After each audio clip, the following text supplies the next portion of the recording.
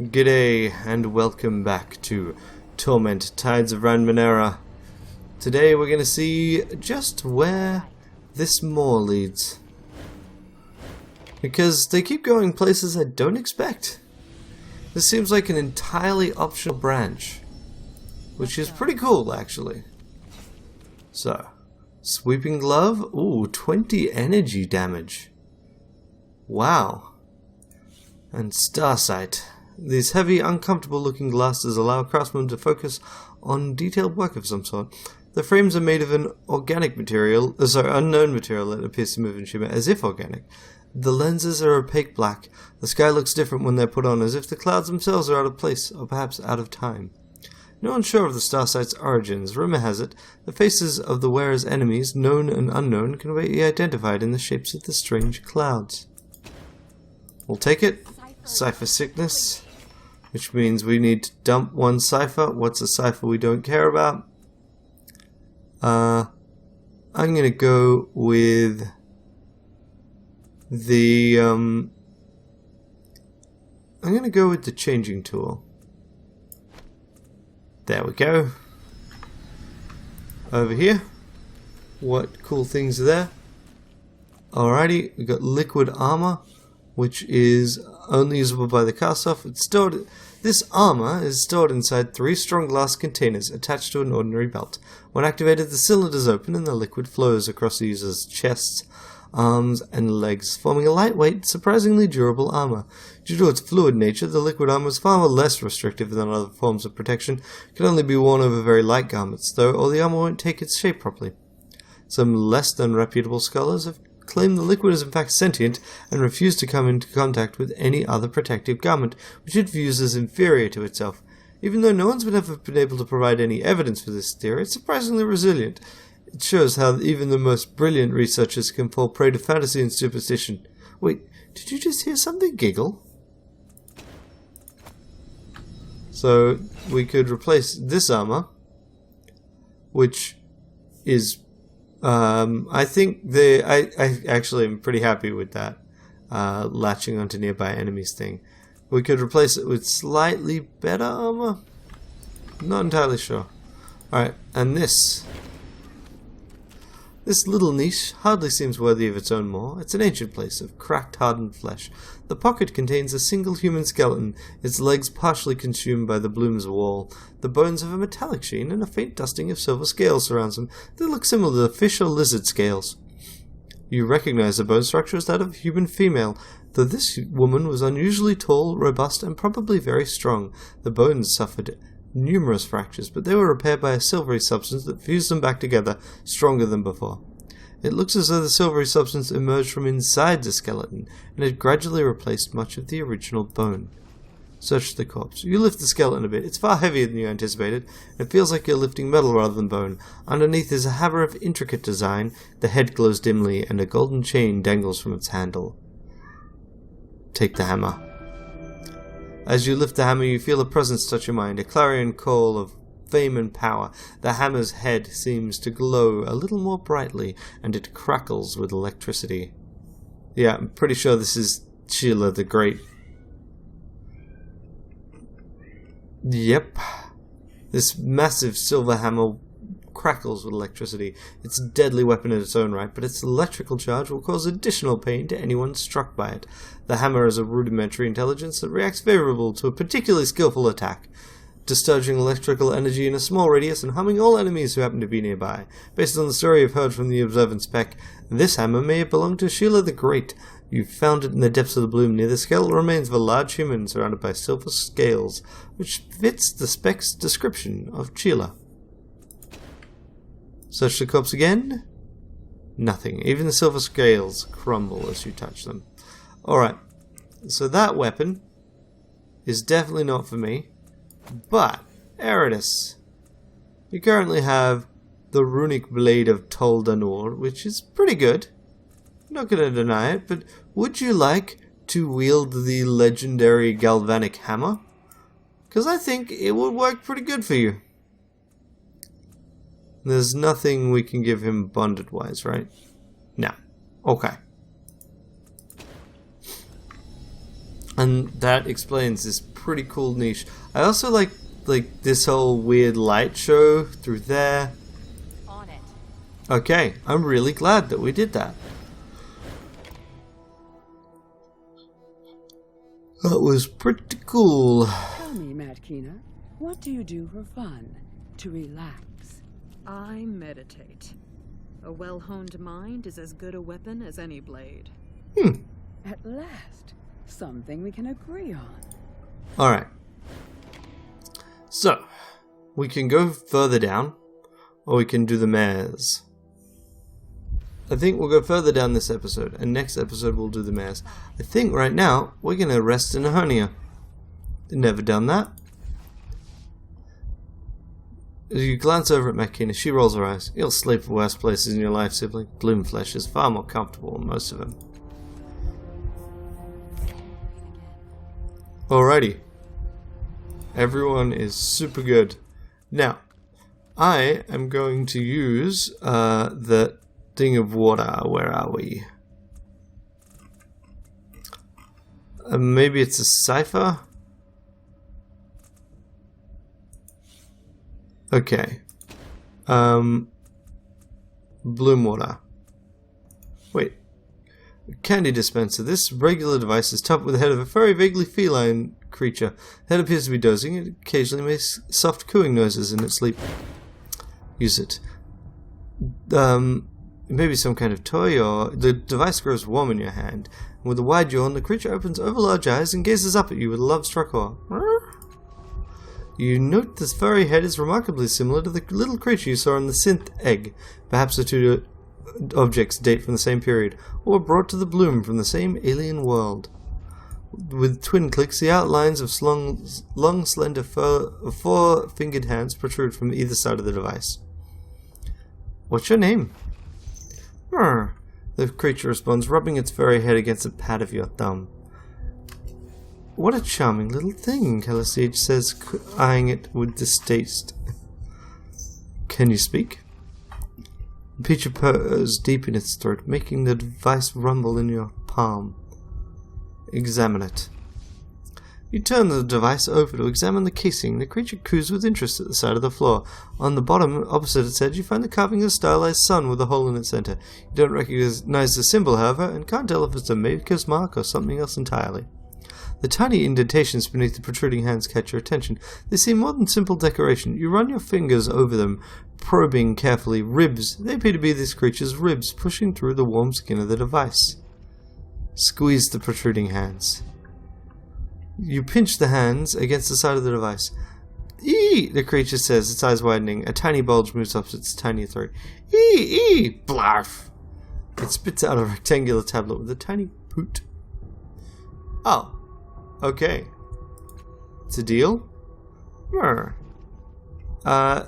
pick up the object, it smells of fruit and makes a skin tingle. You look back at the creature. It says, eyes darting between the tablet and your mouth. Apparently, you're supposed to eat it. Put the dispenser away. I will eat it. +1 intellect permanently. It's a deal. And then, if we use it again... I kind of wish you could use it with the egg. Do we even still have the egg? Nope. Whatever. Or maybe this came out of the egg? I don't remember. Okay. Overjoyed to be out in the light again. Aww. Squeeze the protruding hands again. Okay. Eee! The creature murmurs, looking concerned. Eee! Argh! Patches of its fur are falling out, but it carries on with unwavering determination. And it spits out a second tablet with a poot, gazes up at you in round-eyed, rolling horror, and dies in your hand. And the creature's fur falls away in a shower of tiny hairs. Its flesh puckers and dries, tearing like old paper. Large eyes burst with oddly satisfying double pop. It seems you'll be getting no more tablets from this device. Calasage sighs. Well, a lesson learned for all of us, I suppose. Well, except for the creature. Let's dismantle the device and search for valuables inside.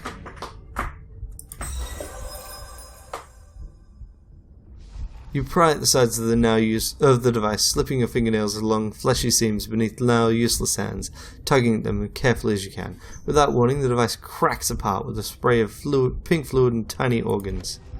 Sorting through the gore, you find a tiny blinking nodule. Perhaps this is what was keeping the creature alive all this time. Ah, life support nodule. Completely heals you. Consumes movement. Okay, so first, eat this. Nom nom nom. More intellect. I mean, who can say no to more intellect? Who has spare cipher slots? Callistige. Callistige, you can take the you know, you can take the sweeping glove, because that will allow you to actually be useful in a combat once. You want it done right. And I'm pretty sure that's about to happen. So now we block this up with the bomb again, and we use the obedient rope, and we can head down. And the bloom is angry.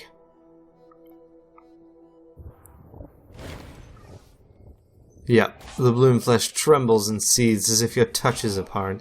During the time you spent in the bloom, it's grown to hate you. Its whole consciousness is focused upon you now, ready to unleash its fury. Yep, that's what I figured.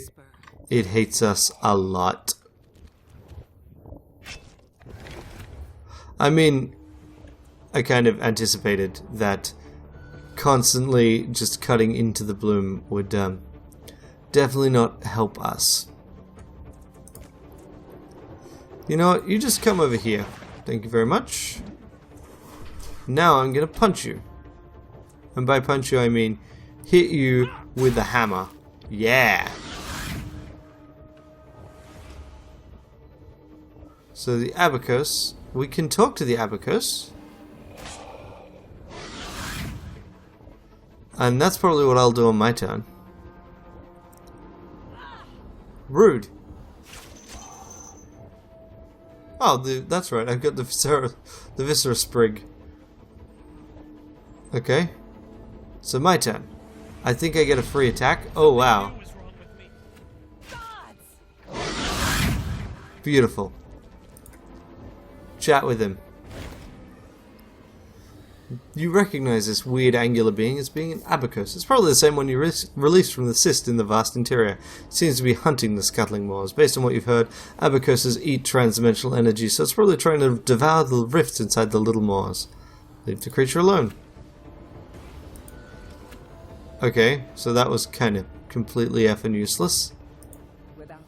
Ah, there's tongues to play with. That is a thing that I probably shouldn't be saying. Okay, Matkina. Go and dash over, actually. Warp dash. Yep, it's all good. What? I said warp dash.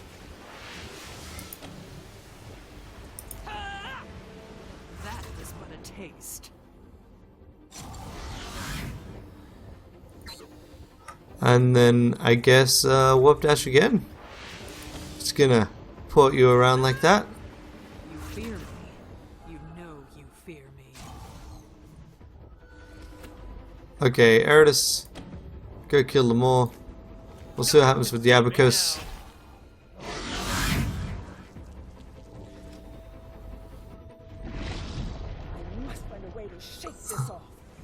Yeah, that's kind of what I figured had happened.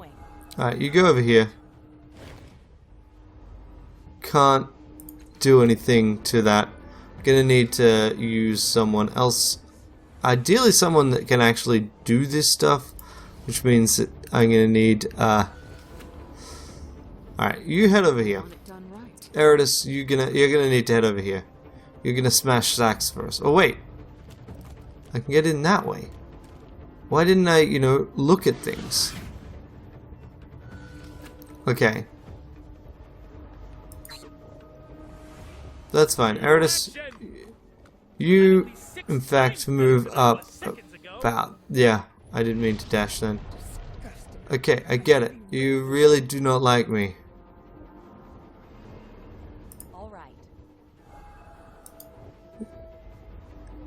Uh-huh. Let's move up this way. Calistige, you can just end your turn. Makina, I'm assuming you can't do this. Right. No, I'm not gonna free. I'm not giving you my memories. You won't notice I would I'm just gone. smash my way through to the center if I have to.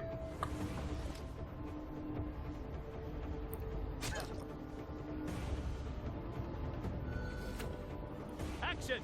Here I come! Smash it. Yeah. Sax burst, a horrific stench blasts across your face and you gag involuntarily. At least the way is clear now. Yep, the bloom is not pleased by this approach. Shake this off. Abacus, you continue to deal with that thing.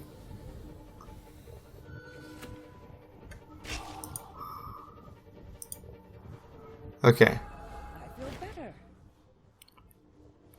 Blast the bloom tongues with tides. Okay, so I can't do that just yet because I need an action. Ah, right, gotcha. So this is just another way through. I think I'd rather just smash my way through, actually. You head over here.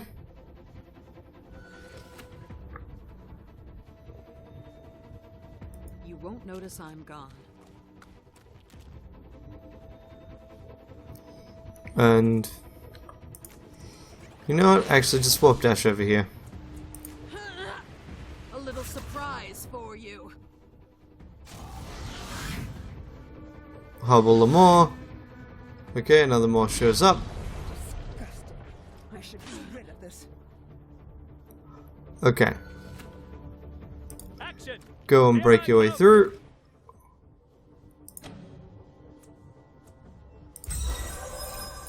Because you are awesome at smashing things. What's happening?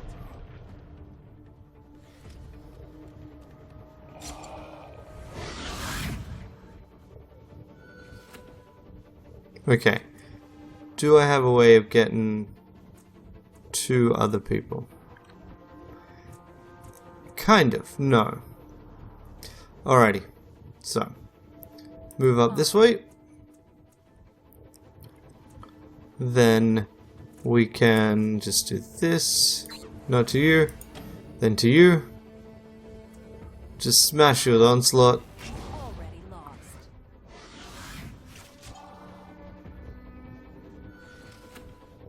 Okay. You can head up this way. That's fine. So this is just the quakes slow everything down. Alright. Charge in and wait, nope, not that one. Do I have sucker punch? No. Just charge in and burn it. That one. There we go. That should almost kill it.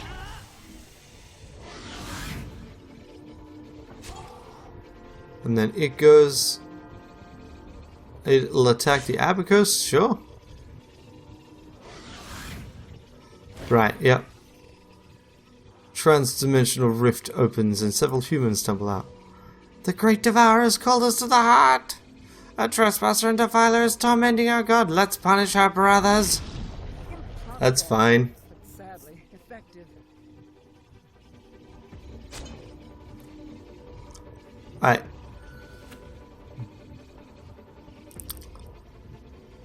You can't quite... Oh, you can make it? No, you can't quite make it. Fine, I guess. We'll just have you go and tear open the sack. Or at least give it a go. Disgusting. I should be rid of this.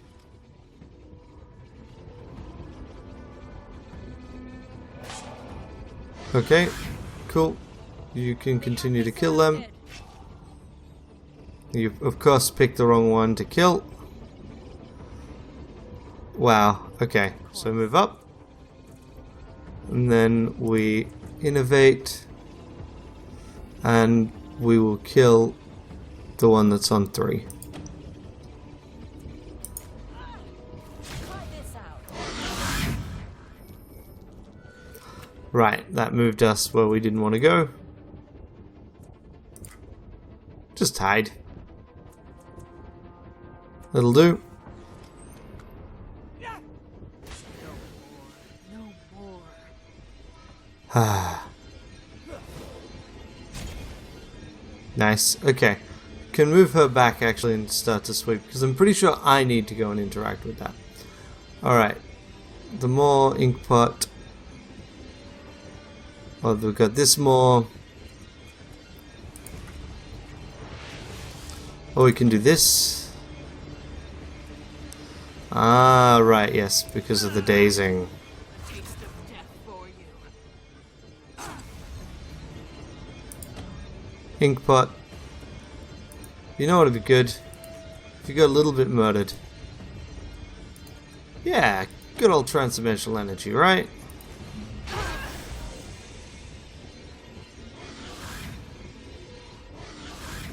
Okay, fine.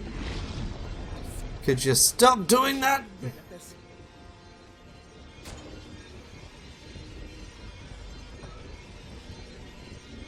Yeah, like we can't win this fight. I need to get over there. Okay. So there's something I've got that counters...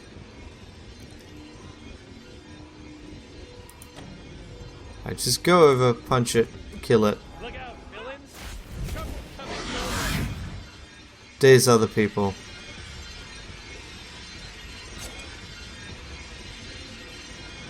Abacus gets to go. Come on, Abacus. Alrighty, so I could revive something, I can completely heal. This counters negative fetals and also heals. So we do this, which allows us to counter our hobbled perk, but we can't move because we're stuck. Perfect. Right. So what we do is we incite action in Eridus.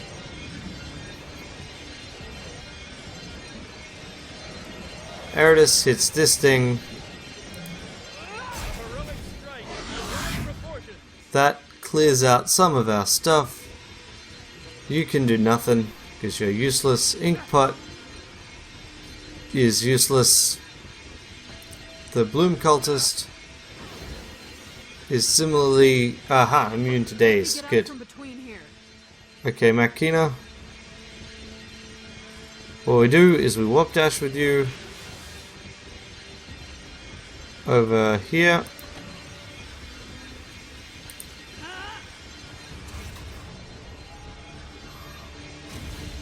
Then we kill Inkpot. I will gut you. That even gives us a corpse to use if we want. Yeah, I thought that would happen. So, oh, and more Bloom Cultists. Can I just... Okay. It's fine. Right, here's my plan then. Eridus. Yeah, this is just... We're just stuck. Eridus, where are you?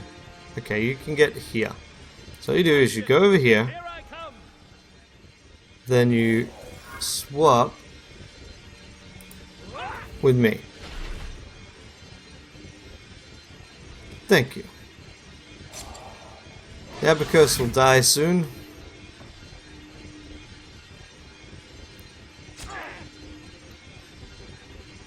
I knew I was making things bad for myself. I used an ability that was meant to counter Fetals.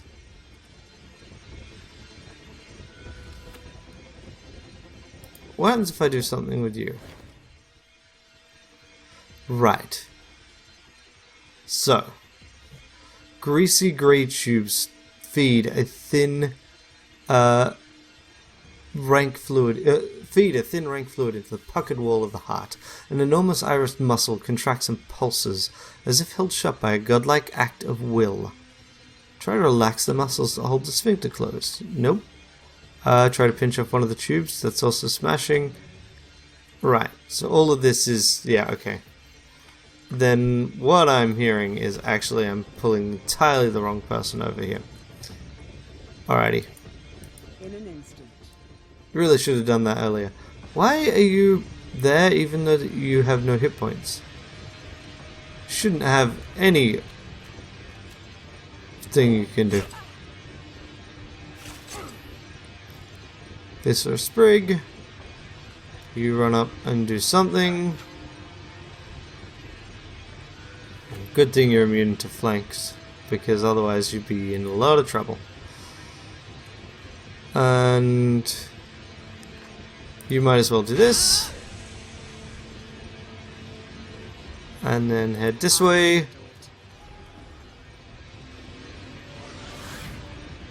And another.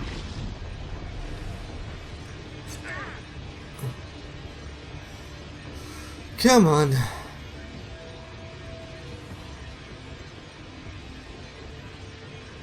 Come on. It's not like I even get experience for this. That poor Abacus near me. Alright, Fell Swoop. Oh, that's not Fell Swoop. Keep thinking that last one is Fell Swoop.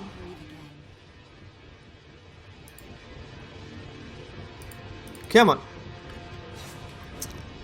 Said, oh right, I can't quite make it. Fine. We approve. Kelly, you can...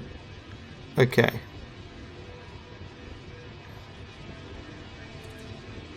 You can head down this way. As you wish.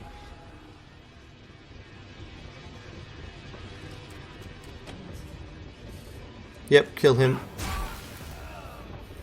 Might as well.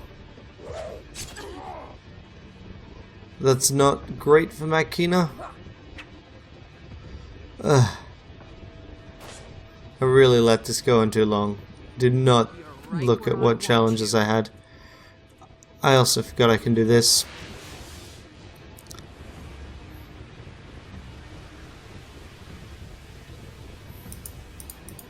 Oh right, you can't warp dash if you don't have line of sight, really? Well, that's annoying. Let's go over here. All right.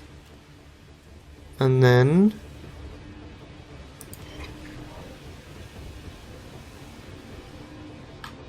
ah, curses. Children sphere yourself. I mean, we've got all these ciphers. We should be using them. Right? Disgusting. I should be rid of this. Oh, come on. Just frickin'... ugh. Okay. You want my help? Heal me. Right. This is Fell Swoop.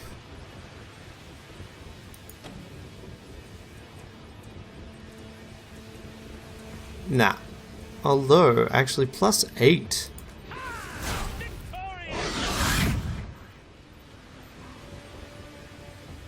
Okay. And you know what? Head this way. Above. Sideways.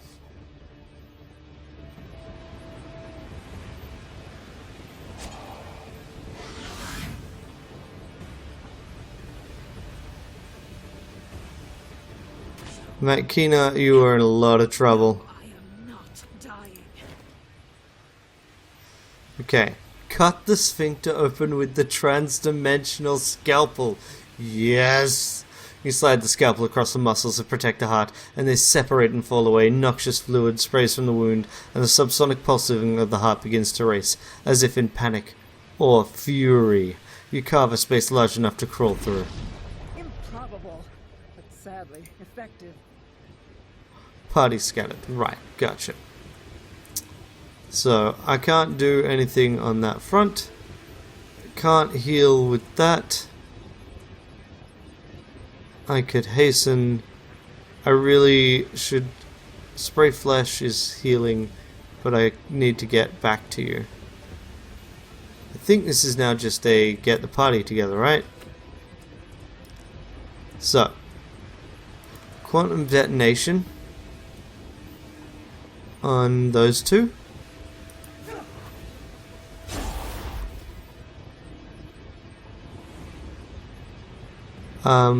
That was your action, right? So then we do this. Shakes at my coming. We approve. Okay.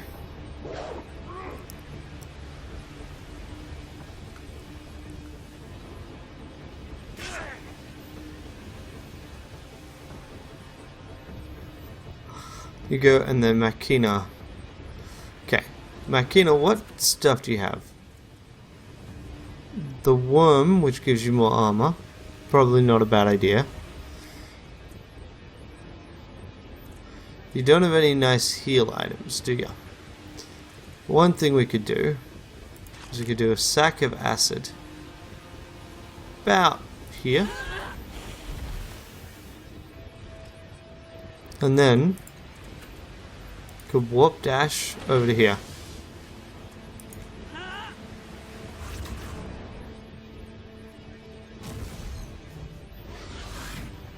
Yeah, so we definitely just need to get the party up this way.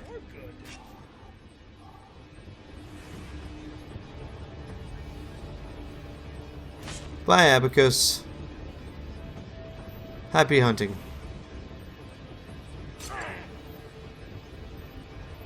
This one should die, hopefully. Alright, Eridus. I want you to just charge at this point. That's a pity.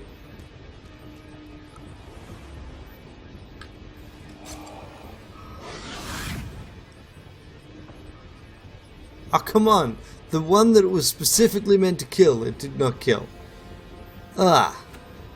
Alright. Can we get out? Yes. Good.